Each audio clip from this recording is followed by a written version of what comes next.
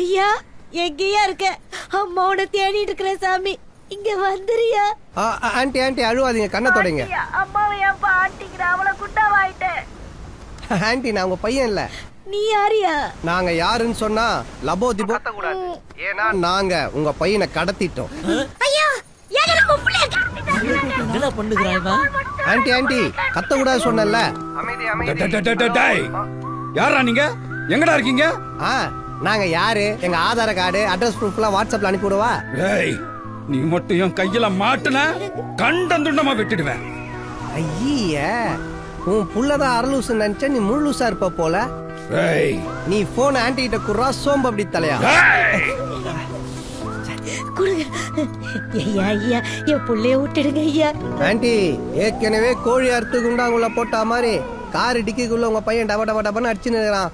எவ்வளவு நேரம் தாங்குவான்னு தெரியாது. டக்குனு 25 லட்சத்தை ரெடி பண்ணி எடுத்துட்டு வாங்க.